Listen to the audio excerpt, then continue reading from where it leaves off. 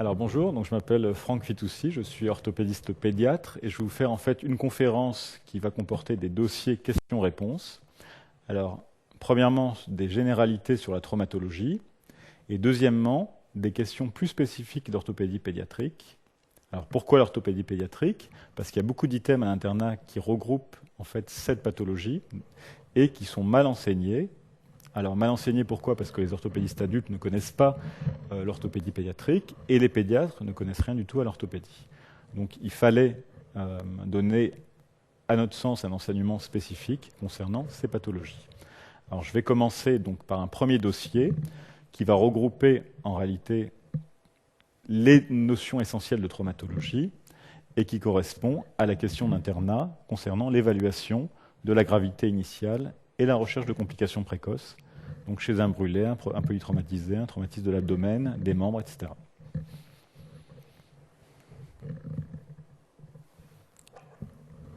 Alors, le cas clinique concerne deux jeunes hommes qui sont amenés aux urgences de votre hôpital par les pompiers suite à un accident de la voie publique.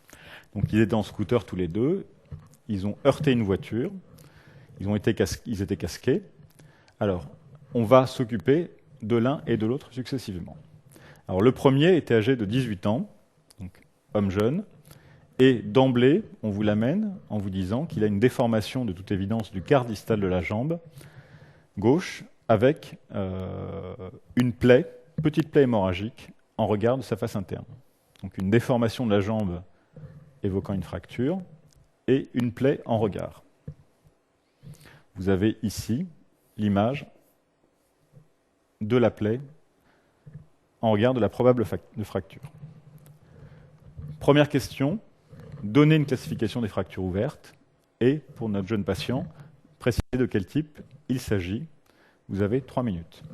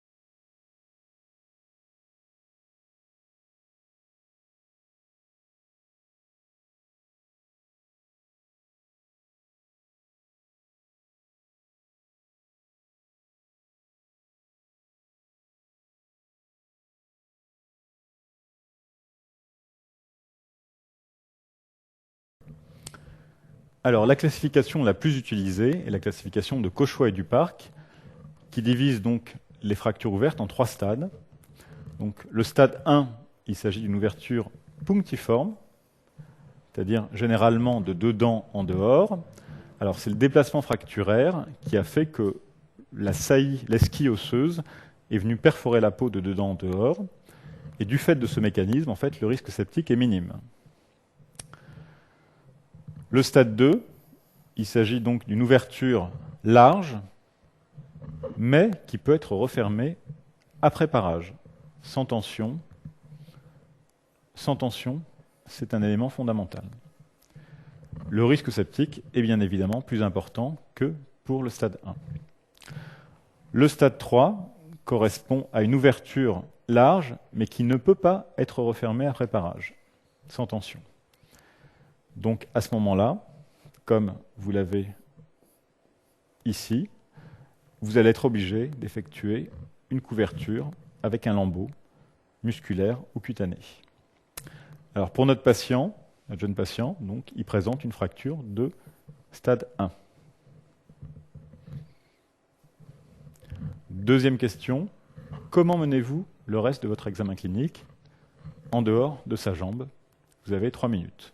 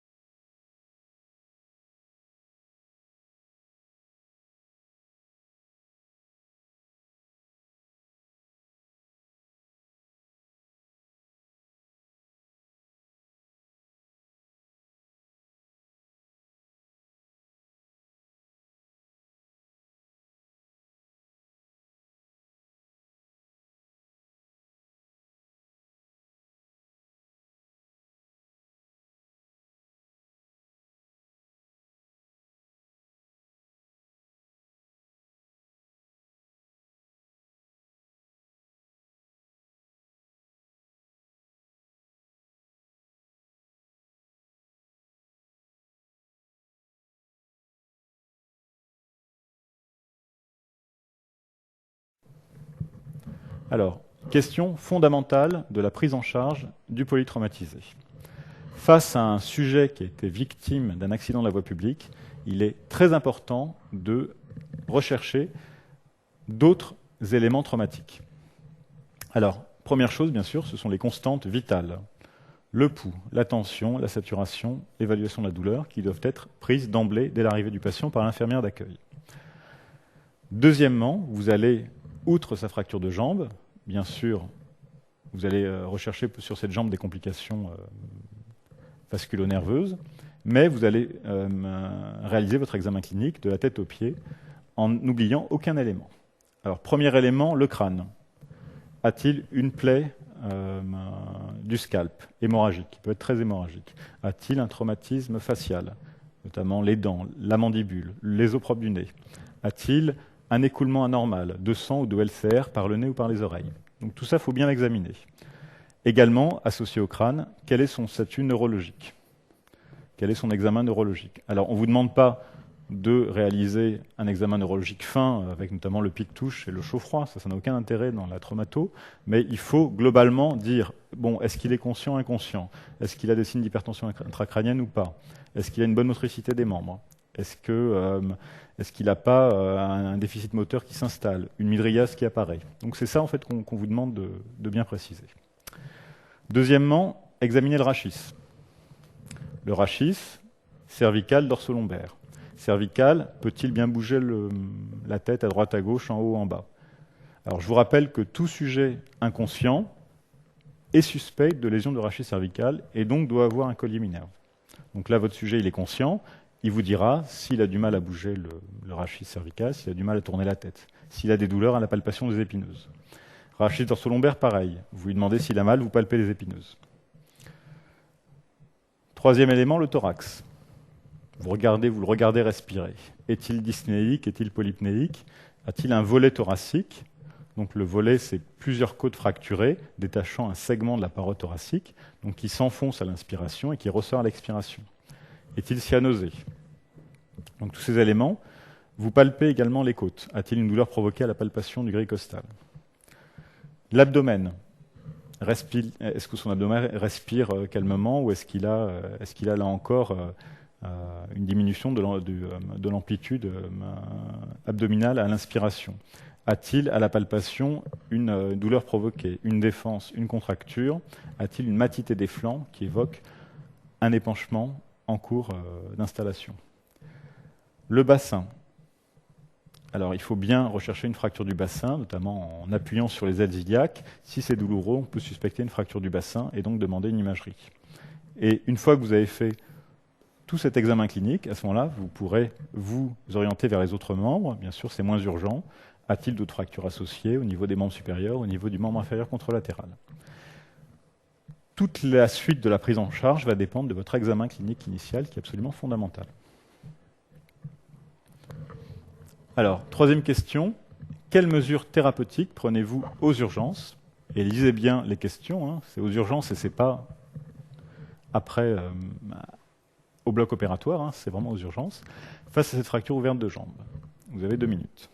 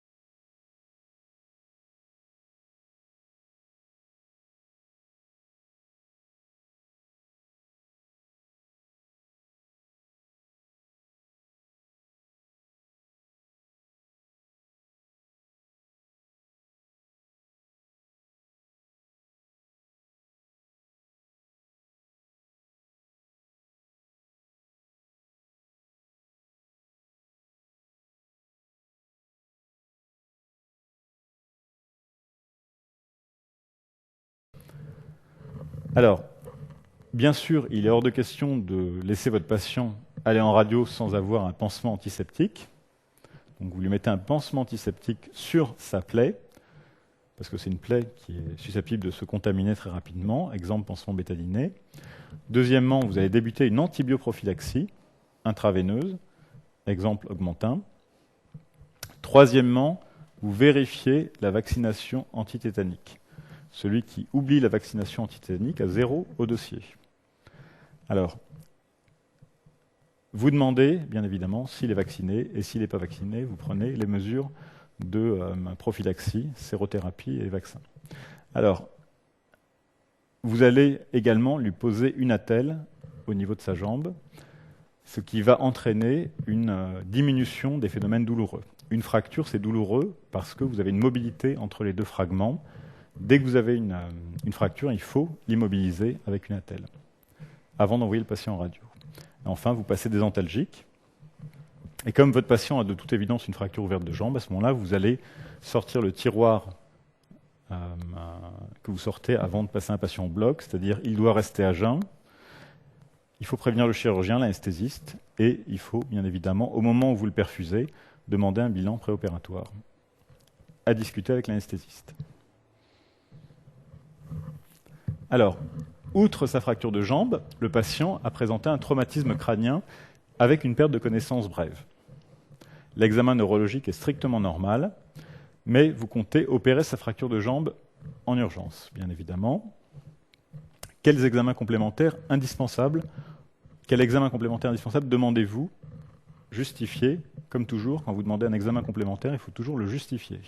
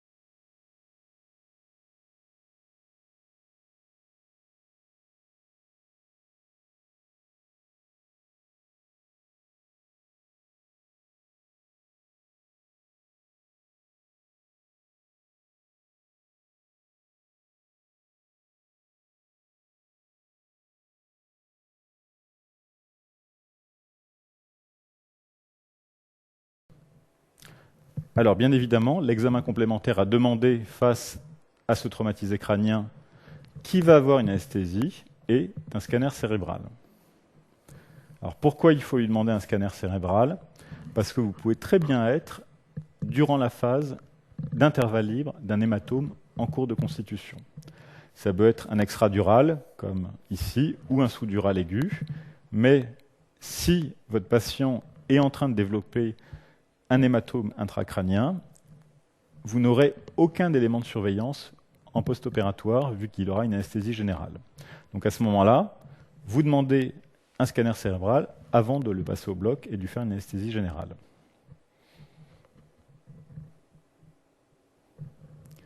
Question 5.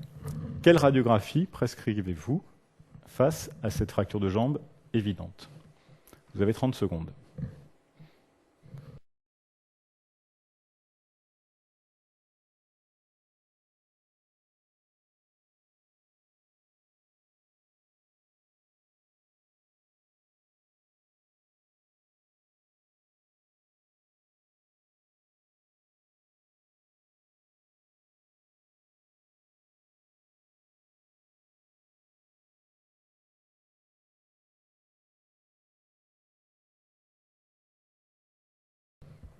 Alors, les radiographies doivent être bien évidemment des radiographies de jambe gauche de préférence, face et profil, prenant les articulations sus et sous-jacentes. Quand vous avez une fracture diaphysaire, il faut toujours voir les articulations au-dessus et en dessous de la fracture. Question 6. Comment interprétez-vous cette radiographie? Vous avez 1 minute.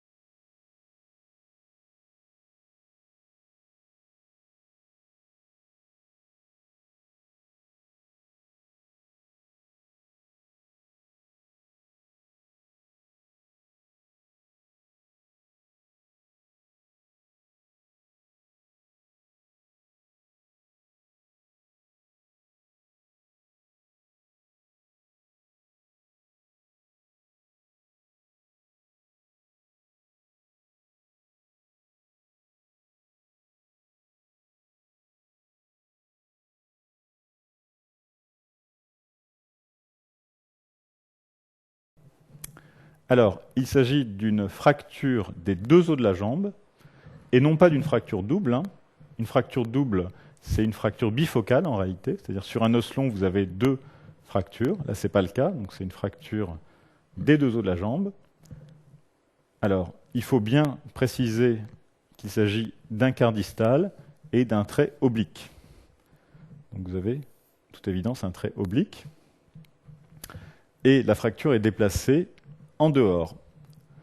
Alors, on décrit en réalité le déplacement de façon conventionnelle du fragment distal par rapport au fragment proximal, que ce soit pour une fracture ou pour un déplacement.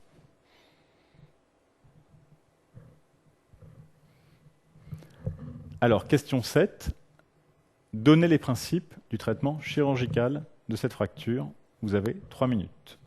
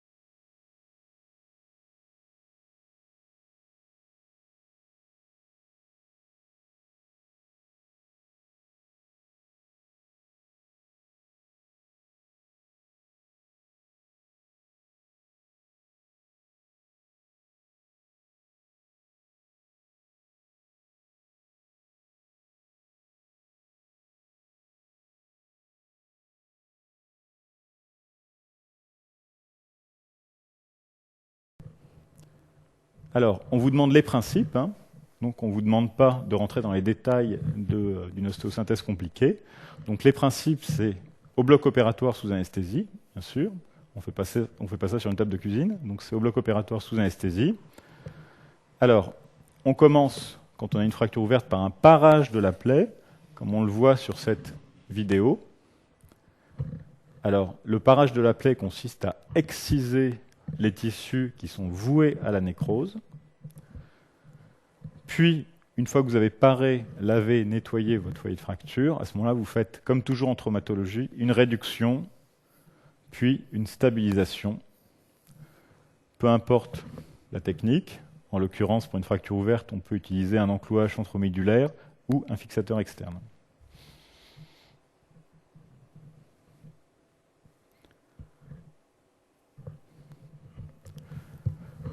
Neuvième question. 15 jours après l'ostéosynthèse, le patient se plaint d'une recrudescence des douleurs. Donc il a été ostéosynthésé, il est content, il allait bien, mais brutalement, il se remet à avoir mal 15 jours après. Donc vous suspectez, à juste titre, une thrombose veineuse profonde. Quels sont les signes et quelle est la conduite à tenir? Vous avez 3 minutes.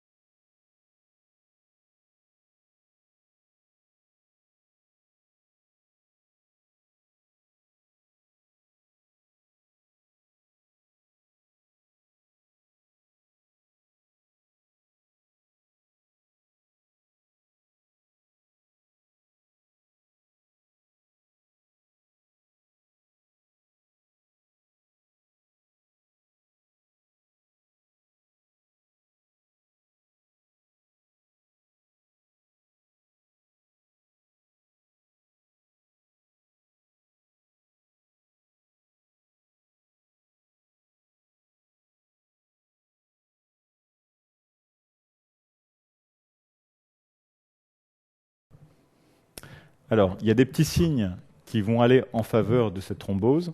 C'est la fièvre, la tachycardie, petite fièvre, 38, pas beaucoup, une petite accélération du pouls.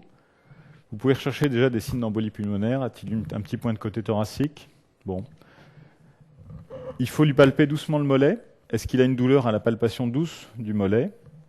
Ne pas rechercher le signe de Homans, qui, je vous rappelle, qui est la douleur provoquée à la flexion dorsale de cheville, parce que ce jeune homme a une fracture récente, donc bien évidemment, si vous cherchez une douleur à flexion dorsale, il l'aura.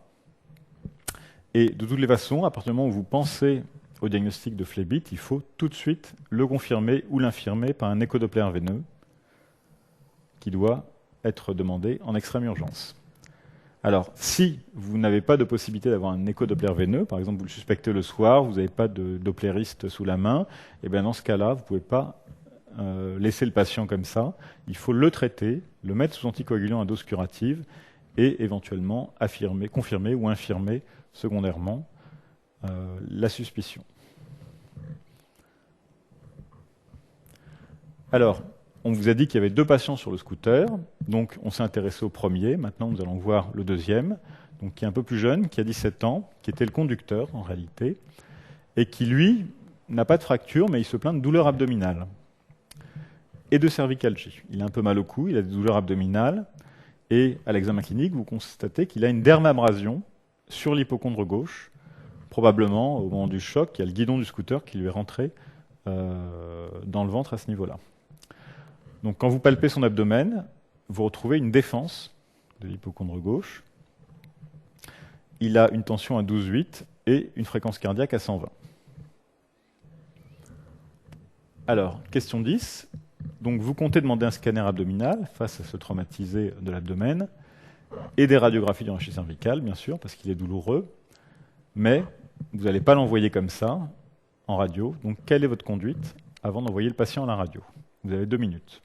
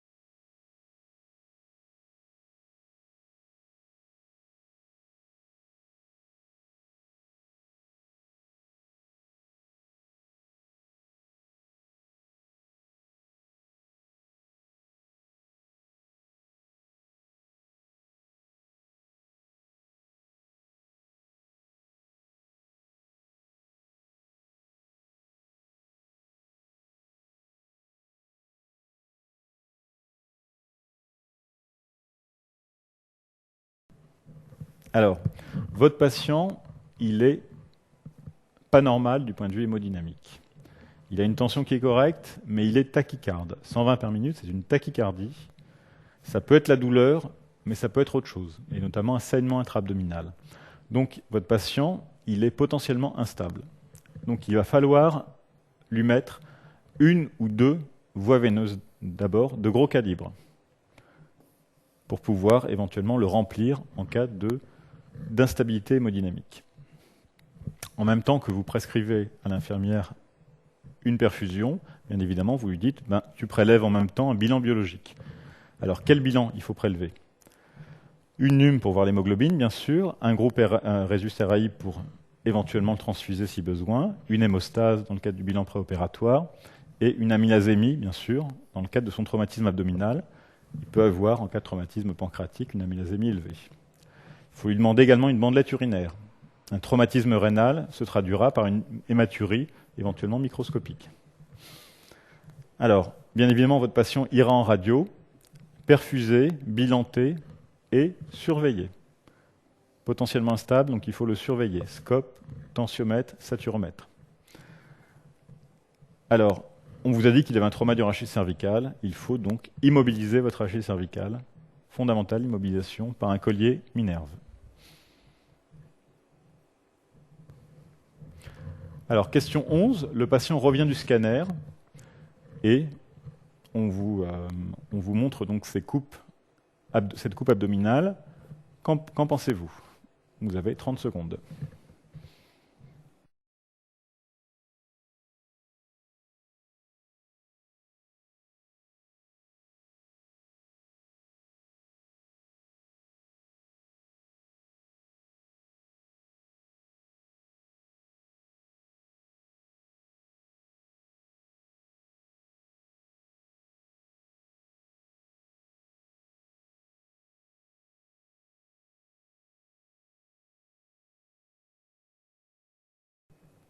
Alors, sur cette coupe, on constate qu'il existe de toute évidence une rupture splénique. Donc, vous avez la rate qui est en deux parties, et la rupture s'étend probablement vers le île, et donc il a une lésion grave splénique. Alors donc, il arrive aux urgences, il a été managé correctement, il a été au scanner, vous faites le diagnostic de rupture splénique, et brutalement, il se met à chuter sa tension. Donc, quand c'est comme ça, quand la tension commence à baisser, on augmente le remplissage, on lui place un peu de macromolécules, un plasmion, par exemple, et malgré ça, la tension reste basse. Vous le sentez instable, il n'est pas bien, il y a des signes d'hémorragie interne. Donc, quelle est votre conduite face à cette instabilité qui s'installe? Vous avez 2 minutes.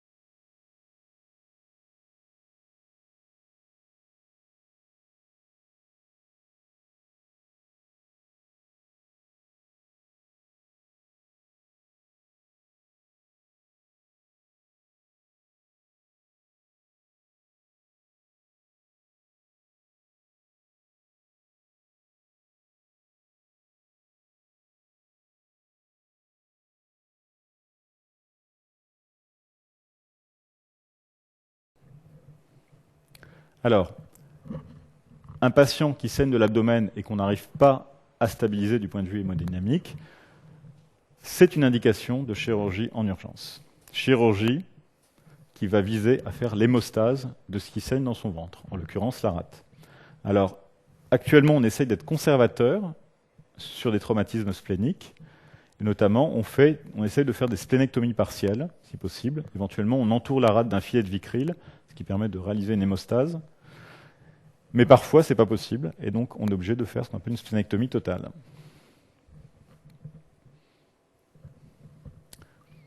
Alors, donc votre patient a été opéré, il a été donc amélioré de son traumatisme abdominal, l'évolution a été favorable, et les radiographies initiales que vous aviez demandées sont normales. Donc, je vous rappelle quand même qu'il avait des cervicalgies. Alors, il porte toujours son collier, et donc on vous demande qu'est-ce qu'on fait de son traumatisme d'hémorragie cervicale? Doit-il garder son collier? Peut-il l'enlever? Donc, que faites-vous? Vous avez 2 minutes.